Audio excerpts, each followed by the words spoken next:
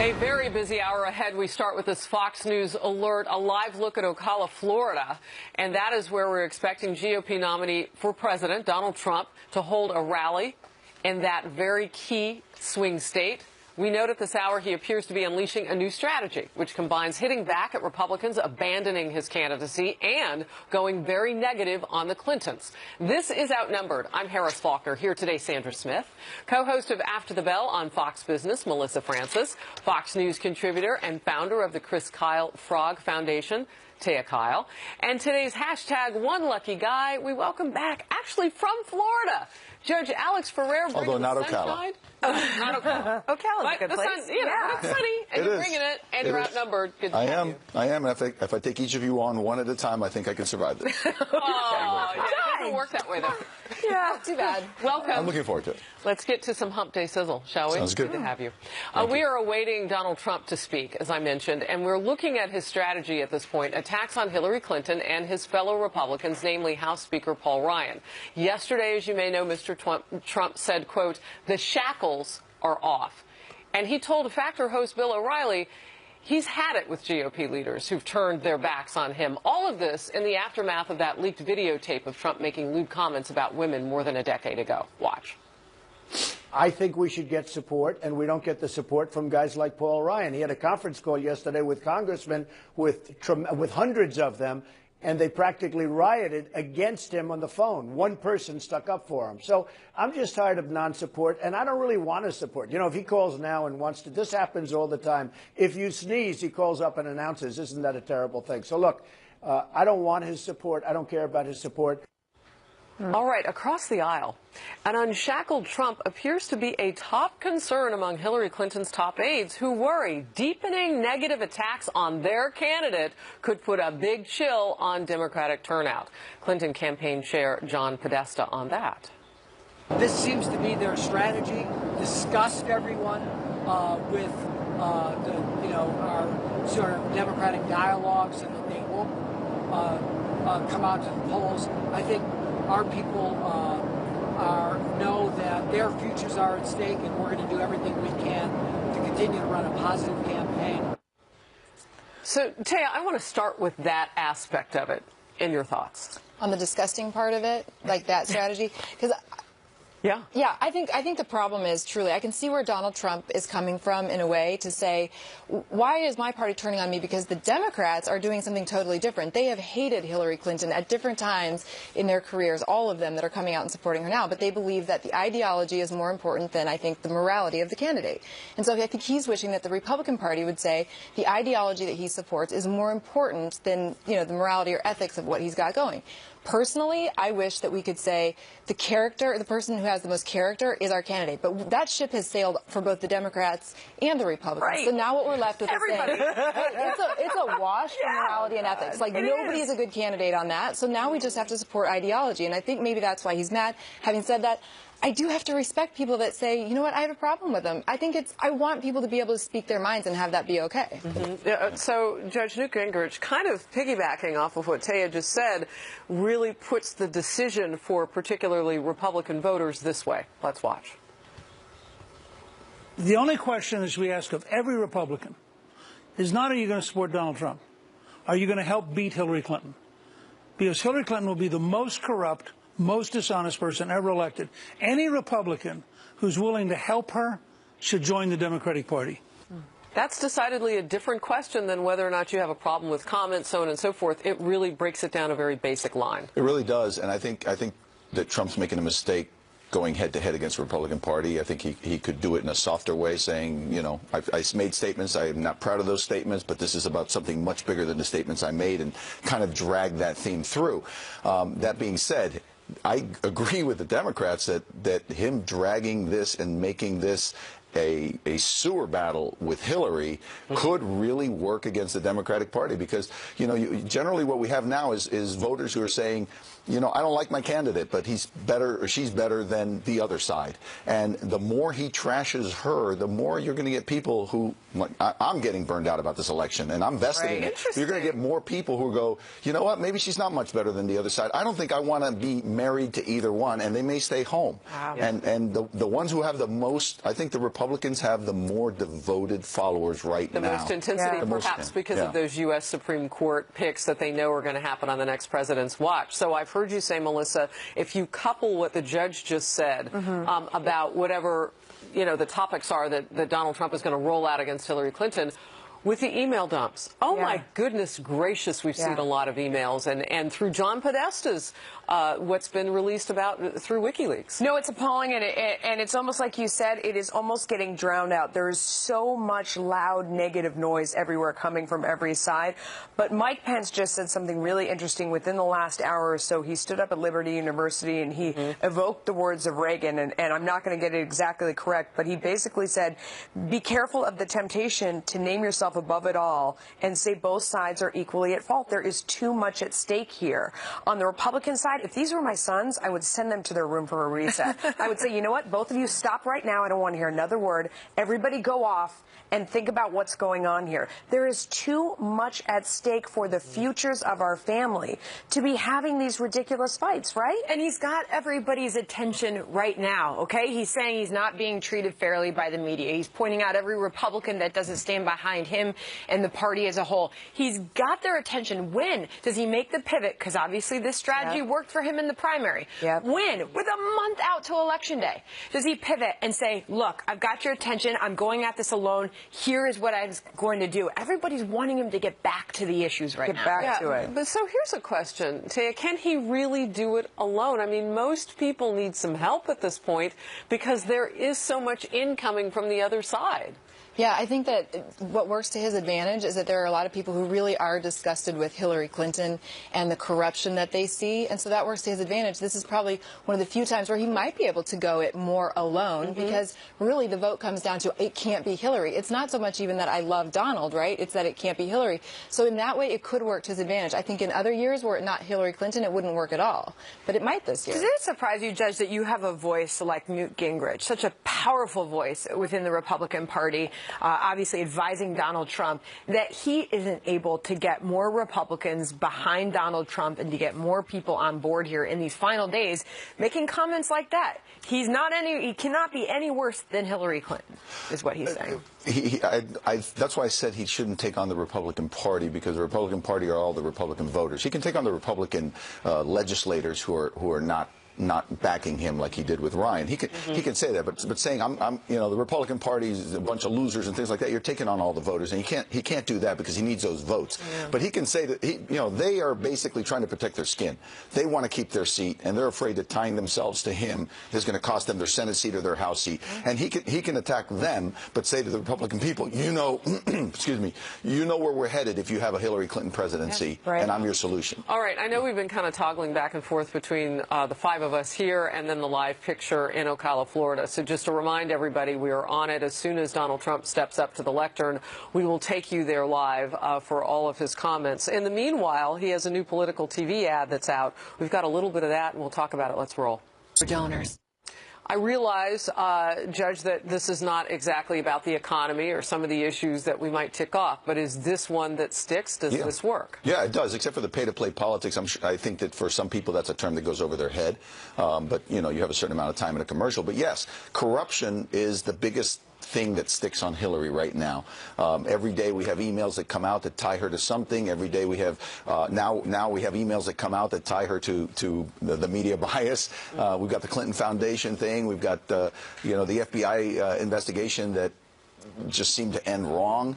So yeah, the public is really biting into the Clinton corruption theme, and so anything that he does in that vein is probably going to have an effect. So, Taya, we kind of know, because we've seen Hillary Clinton run for president before, what might be coming in the next 27 days just in terms of discipline of a campaign and what the kind of traditional outlay of ad buys and whatnot. What would you like to see from the Donald Trump side, or what do you anticipate seeing?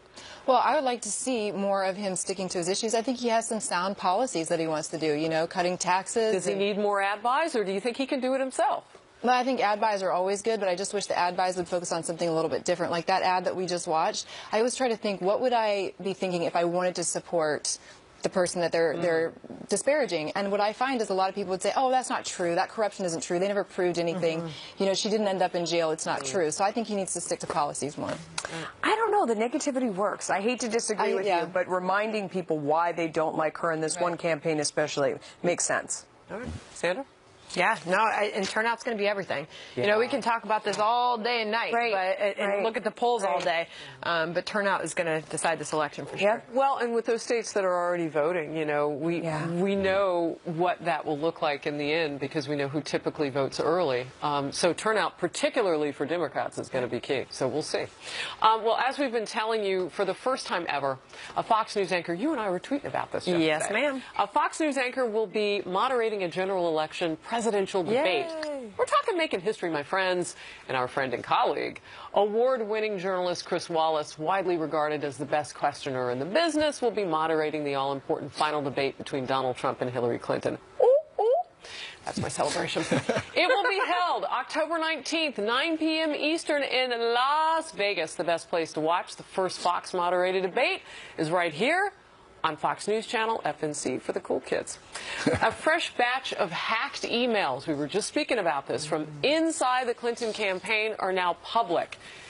And when you look, stunning words allegedly from Clinton's now head of communications, mocking Catholics and evangelical Christians.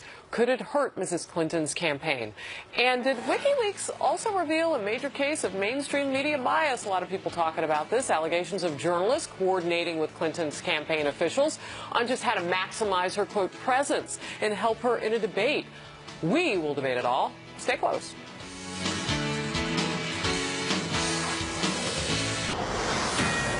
And we are awaiting Donald Trump to step up to the lectern. The program that he's speaking at this rally obviously is underway, so we fully anticipate that he will speak this hour. This is Ocala, Florida, and Judge Ferrer giving me some notes on that rural part of the state, north and west of Orlando. And a huge crowd, it looks like, from what we've gathered in this little picture anyway. We'll bring it to you as it happens live. Donald Trump ready to speak. Well, more bombshell revelations coming from WikiLeaks as it releases thousands of hacked emails, allegedly from inside the Clinton campaign public. This time, new messages revealing Clinton staffers mocking Catholics. In a 2011 exchange, the now Clinton communications director, Jennifer Palmieri, said this about conservative Catholics. Many other conservatives are Catholic because they think it is the most socially acceptable, politically conservative religion. Their rich friends wouldn't understand if they became evangelicals. The comment stemming from an article on how Fox News chairman Rupert Murdoch and News Corp chief executive Robert Thompson raised their children Catholic. Meantime, the head of the Family Research Council last night on the Kelly File laid out in plain terms why he thinks religious voters should be outraged. There's a lot of Americans who literally simply want to live their lives according to their faith, and it's clear that Hillary Clinton and her team hold them in disdain. This is troubling, should be troubling politically for her, not because these evangelicals, maybe the Catholics, not the evangelicals are going to vote for her, but it shows the hostility toward religious freedom, and that is where these evangelicals are right now. Fox News has learned that Donald Trump will conduct a conference call with Catholic leaders later today to discuss the criticisms. Judge, these leaked emails showing Clinton campaign staffers mocking Catholics, evangelicals. What do you make of all this? Well, obviously, it's not good. I think that the voters will look at it differently if it was coming from Hillary Clinton herself as opposed to staffers. I think, excuse me, I think that staffers making comments like that has a certain amount of weight. You know, they always throw around when somebody in Trump's campaign does something like his campaign manager grabbing somebody by the shirt. That's the atmosphere he set up, right? But I don't think it's really going to have the same amount of weight with Hillary. That being said, Christians in general and evangelicals in particular are already gun-shy about what's coming down the pipe as far as Supreme Court nominees, because they already feel like Catholicism and Christianity is being targeted. So they're already sensitive to this, and being that Christians are they right? I don't think they're being targeted, but I think that we definitely have a slightly more liberal view from the court than they would like. You know, I tend to have my opinions about it. I don't think it really is targeting Christians, but I can see where they feel like their beliefs, their decision to exercise their religious rights is clashing with the Supreme Court's pronunciation of things like gay marriage. And we see that in businesses that are being, you know, this is obviously, Melissa, a down. very important part of the election. Karl Rove points out Catholics have gone for the winner in every presidential election since 1972, with the exception of 2000 when they went for Gore. You know, in fairness, it is her staff, but I also believe that this is how the liberal elite feels, including the Clintons and the whole campaign. And when I hear this kind of language, I have to say, I feel sorry for these people. Because faith has provided a framework in my life. I am Catholic. I went to Catholic school. All three of my children are baptized Catholic. It offers me an opportunity to reset once a week, to remind myself of my core values, to remind myself to be a decent person, and to thank God for my blessings and to count them. I come out of church feeling renewed at the end on a Sunday, and I feel sorry for these people that they're continuing in this cycle of getting angrier and more bitter and more vicious without that opportunity and that framework to reset. I also think, and I actually just wrote a lot about this in a new book, that I think this is how we end up worshiping the environment and liberalism and progressivism, because you don't have this foundation and framework and reason to go out and be a decent person. Well, the other thing that when you mentioned at the beginning, I just forgot the point. Well, your speech about your religious, your mind. Your speech about your I love religious it beliefs that was so beautiful. blew your mind. But when you bring this back politically, Taya, people have to decide what they care about. And with so much negative coming out of the Clinton campaign, voters have to really go through all of this and decide what really matters to them, because otherwise they're tuning out all this negativity coming from this election. Well, so here's my issue, and I love what you said about faith. I feel the same way, and I feel like if you can attack someone's faith as being bad or negative in some way, it makes your agenda easier to push, right? Because then people are abandoning their ideas of their faith, their values, and where they come from to just believe whatever it is that you're selling. So I think there's an advantage for them to do that. But unfortunately, I don't think that it's going to change anything. Obama was going to a church where the pastor was saying, you know, God damn America. Right. And we've got him, you know, irritated about those people with their gods and guns and all of these things. Typically, it doesn't make a difference in who gets elected if they don't like Christianity or people of faith. And that's unfortunate, but I feel like the facts say that it doesn't matter. You know, I remembered what I was going to say is that one of the emails, I knew it would come back to me eventually, one of the emails talked about how Hillary talking about how she has the position she takes in public and the position she takes in private. And so that can lead a lot of the Christians to say, oh, so wait a minute. So she doesn't say it publicly, but it's the fact that her campaign takes that attitude. I wonder if that's her private position as well. Yeah, great point. I don't know. I don't know how many more emails we're going to get to see, but maybe some of them will, like a spider's web, lead to one central issue. I would just say this real quickly. If this is the tone and tenor within the campaign among some of them about Christianity, you know, what about Judaism? What about some of the other faiths that we have in our country? Here it is, Yom Kippur. It makes me, you know, the Day of Atonement, High Holy Days on the Jewish calendar. Can you imagine if the Trump campaign had made comments about Jews in that same vein? I can't imagine if either one, but it makes me want to dig in deeper. I think this is a personal issue with people. I think it's an important one. All right, well, new polling forecast showing just 4 weeks to go until Election Day. A new look at how gender could affect the race, and a hypothetical forecast by 538's Nate Silver. If only men voted, the country would be painted bright red. Look at your screen. That's it. According to the projections, Trump would grab 350 electoral votes, while Clinton's 188 electoral vote would come from the West Coast, some part of the Northeast, and just 2 states in between, New Mexico and Illinois. But it would be a much different story if women were the only voters. That would yield 458 electoral votes for Clinton and just 80 for Trump, who would win some states in the South and the Northwest. All of this, as Trump tells the O'Reilly factor, he is not sure if he believes the polls that show him losing to Hillary among female voters. Trump says women are coming up to him to tell him they've heard far worse than those lewd remarks that he made in that 2005 tape, and plan to focus more on women in the coming weeks. Listen. Do you have any plan to speak to women directly or to target them with ads or anything like that? I do, but what women want, you know, we do the child care program that really Ivanka wanted very, very much. My daughter Ivanka wanted it. I agreed with her 100%. But what women want is they want secure borders. They want safety. They want law and order. They want, they want a police department that's allowed to do its job. They want justice for all. They want a lot of things that everybody else wants. And Hillary Clinton can't do it.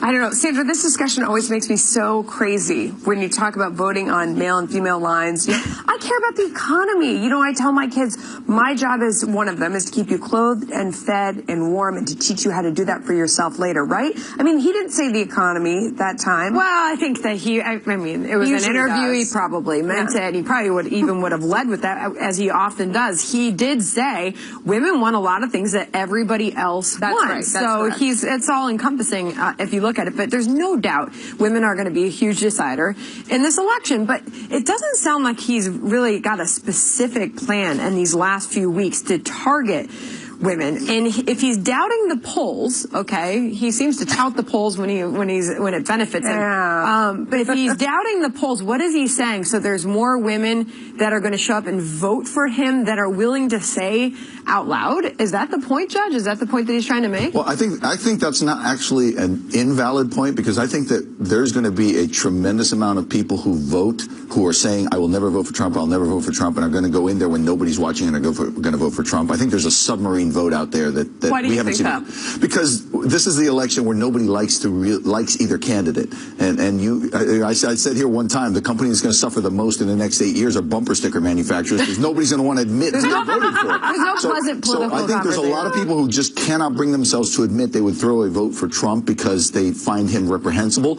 But then again, when you look at the points he's making, there are people who are going to say, you know what I care about? I care about the economy. I care about, and I think that he as a businessman is going to be able to bring jobs back. I care about safety. I don't like the idea that Hillary Clinton is opening the borders to more Syrian refugees than Obama's opening it to. Something we learned through leaked emails, I believe. Yeah, so I think that he is right to a certain extent, but he basically has to go out to the women and voters and say, look, you don't want to date me, okay? I'm an idiot. But Bill Clinton wasn't a good date either, okay? He was not somebody you'd want your daughter to date either.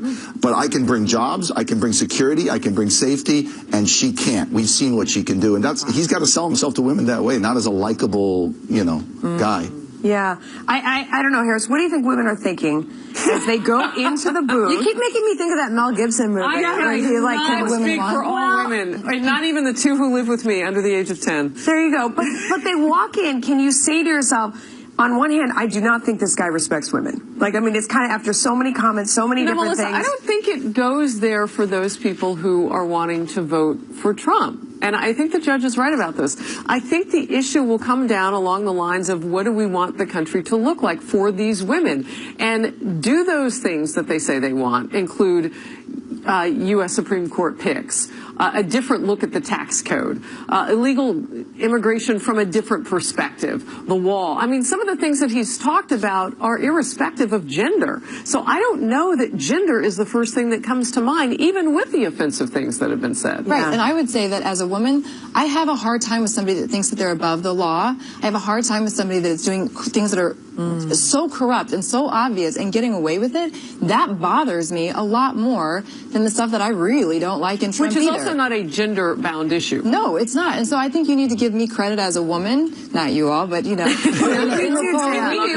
Give me some credit. No. Right. But no, I mean, I think we need to give women some credit for being a little bit more thinking than just saying, oh, it's a woman, so I have to vote for a woman, or, oh, he said something stupid.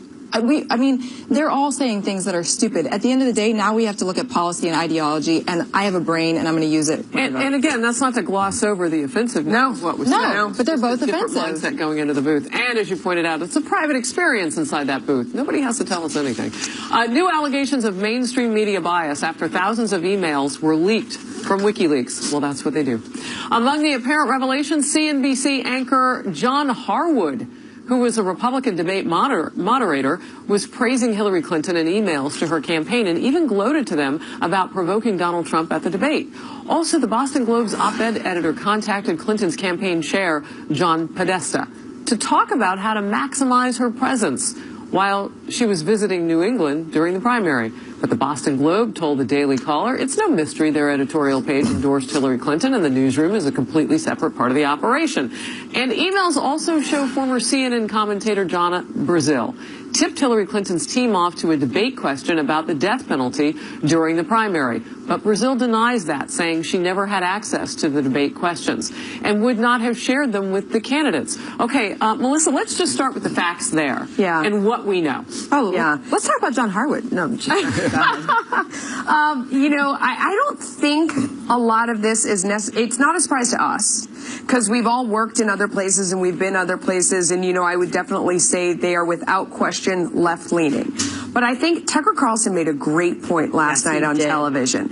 And he said that the average New York Times reporter has more in common with the average presidential candidate than with the average voter. And it just comes down to who you socialize with, who you associate with, and they are so tightly knit. They are so likely to be at the same restaurants and the same schools and share the same values and to hang out together. And they are just such a cozy, cozy community.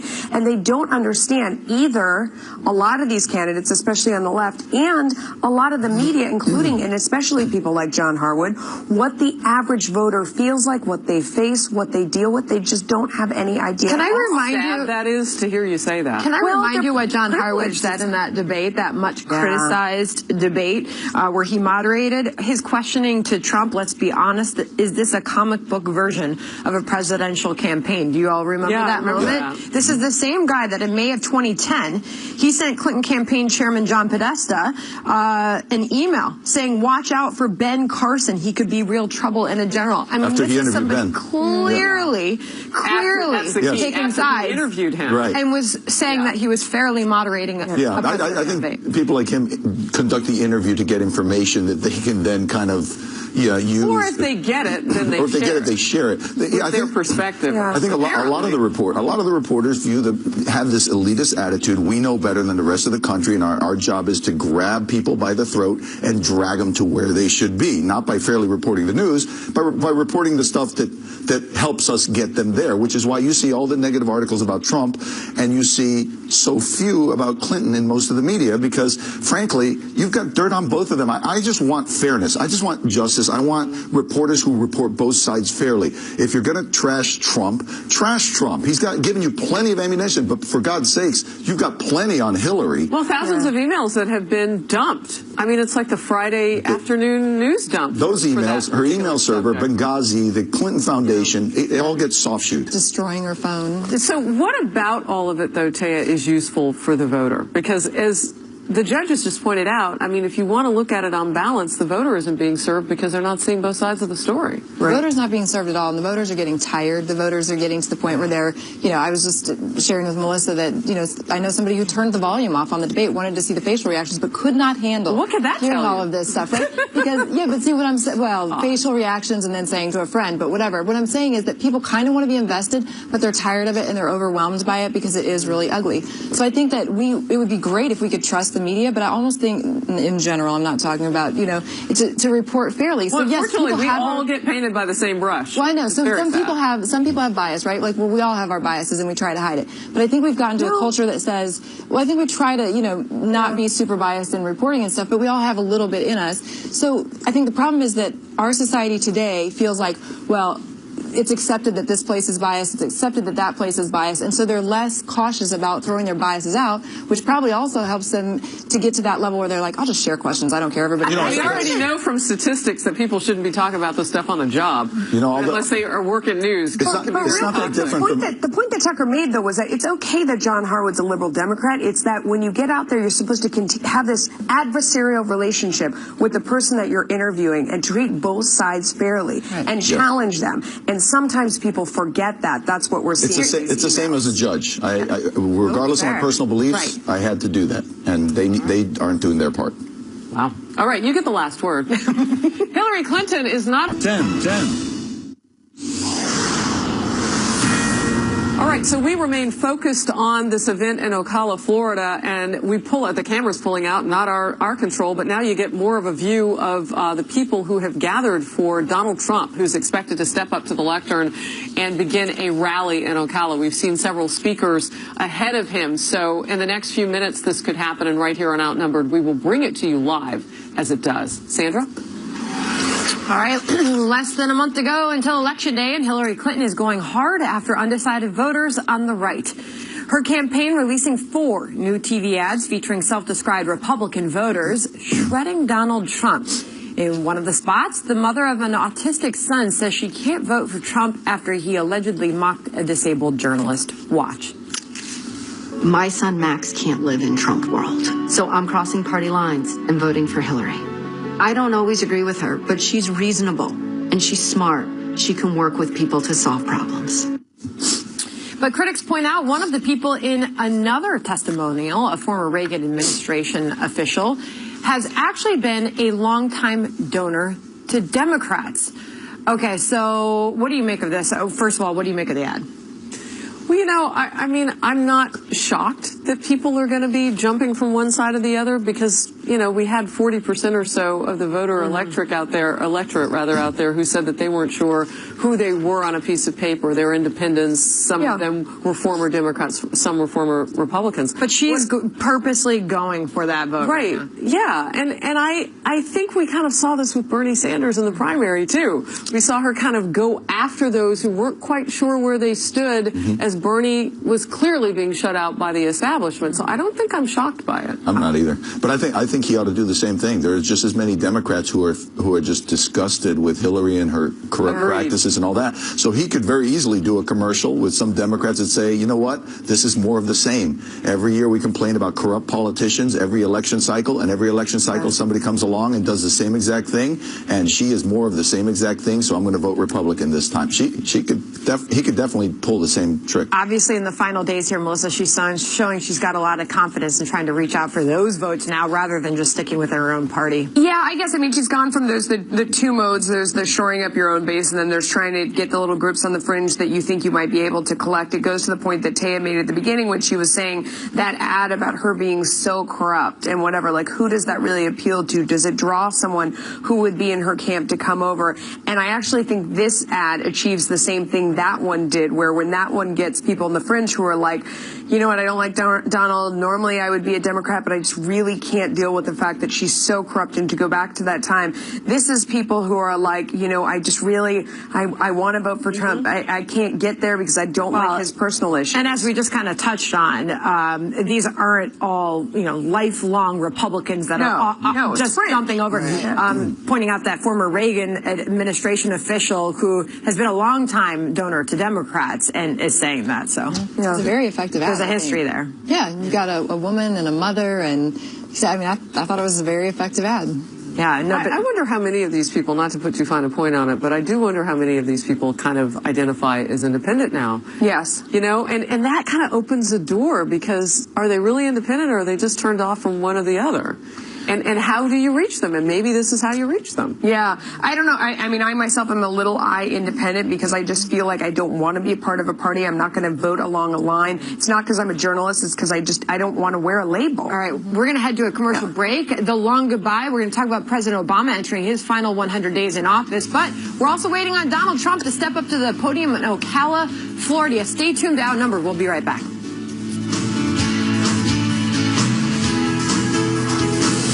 More Outnumbered in just a moment. Keep watching, because here's John Scott with what's coming up in the second hour of Happening Now. Hey, John. Hey, Harris, thank you. Next hour, we are awaiting a Trump rally in the key battleground state of Florida. Mr. Trump has turned back to attacking Hillary Clinton after a day of feuds with fellow Republicans.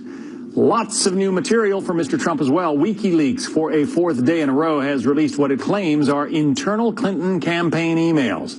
What's in them? We'll get into it next hour. New aerial video into Fox News of the devastating flooding happening today in parts of North Carolina. Yesterday, the Lumber River crested. Today, it's the Tar River. Thousands of people forced to flee their homes. We have an update on the remains of Hurricane Matthew, and we are tracking a new hurricane as well. It's all ahead, Happening Now. Wow, it is the season still. John, thank you. A lot of news. Hillary Clinton's campaign planning to lean on President Obama as he enters his last 100 days in office. Now, one columnist is taking a look back at Mr. Obama's presidency. Daniel Allott of the Washington Examiner, did I say his last name right? Anybody know? All right, says the president will leave behind a failed legacy of overpromising, including the 2008 financial stimulus, failing to create jobs, that's for sure.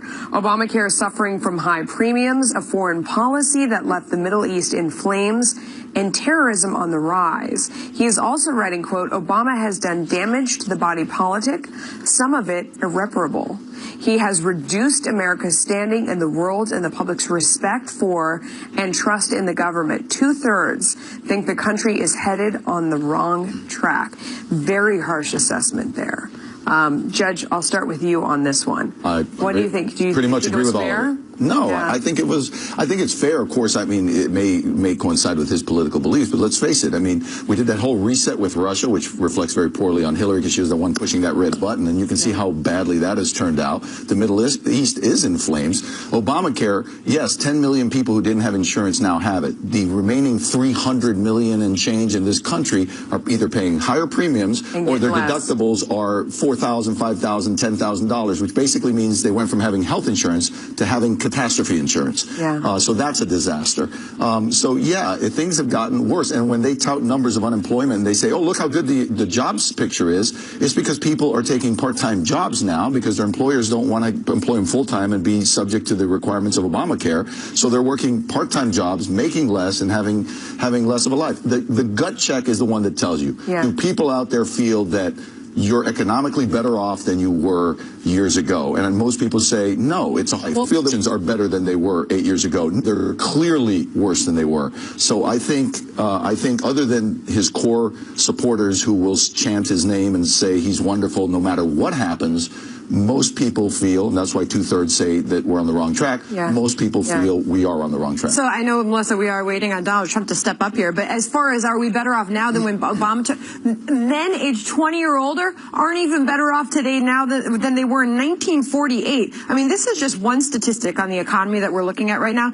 7 years after President Obama signed financial stimulus into law as a result of the financial crisis, 1/3 of men in this country, 20 years old or older, do not have paid work. That's the economic situation that this country faces, and we have put trillions of dollars of stimulus into the system. Melissa, look where we are today. That will be remembered. Well, and you talk about race relations in this country, and what is the point I always make? It really comes down to the color of green, not black, not white, not these racial groups that are kind of going head to head. Sure. And what's interesting about what Sandra's saying is that many of those young, I call them sometimes insurgents, because they'll protest, Skip. They'll go into these areas, these other cities and states to show up and kind of be on the scene, if you will, you know, standing on the scene while a protest broke out and you just happen to be there. That's their job there for the day. Not everybody, and many of the protests remained peaceful, but those that got out of hand, I mean, we know from reports that many of those people didn't live in those cities. Absolutely. They go from place to place. And